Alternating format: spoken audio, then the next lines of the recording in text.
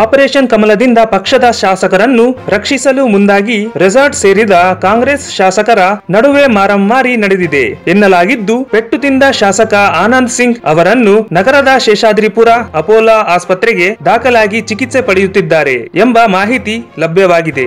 ಬೆಳಿಗ್ಗೆ 7 ಗಂಟೆ ವೇಳೆಗೆ ಬೆಂಗಳೂರಿನ ಶೇಷಾದ್ರಿಪುರ ಅಪೋಲೋ ಆಸ್ಪತ್ರೆಗೆ ಶಾಸಕ ಆನಂದ್ ಸಿಂಗ್ ಅವರನ್ನು ದಾಖಲಿಸಲಾಗಿದೆ ಎನ್ನಲಾಗಿದೆ.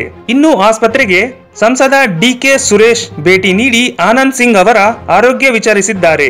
ಆಸ್ಪತ್ರೆಯಲ್ಲಿ ಪೊಲೀಸ್ ಭದ್ರತೆ ನೀಡಲಾಗಿದೆ ಎಂದು ಹೇಳಲಾಗುತ್ತಿದೆ. ಆಪರೇಷನ್ ಕಮಲದ ವಿಚಾರವಾಗಿ ಶಾಸಕ ಆನಂದ್ ಸಿಂಗ್ ಮತ್ತು ಕಂಪ್ಲಿ ಶಾಸಕ ಜೆಎನ್ ಗಣೇಶ್ ನಡುವೆ ಈಗಲೇ ಟರ್ನ್ ರಿಸಲ್ಟ್ ನಲ್ಲಿ ವಾಗ್ವಾದ ಉಂಟಾಗಿತ್ತು.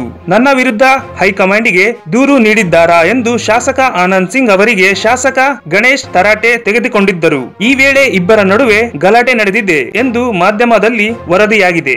ಈ ವಿಡಿಯೋ ನಿಮಗೆ ಇಷ್ಟವಾದಲ್ಲಿ ಲೈಕ್ ಮಾಡಿ, ಶೇರ್ ಮಾಡಿ, ಸಬ್ಸ್ಕ್ರೈಬ್ ಮಾಡಿ.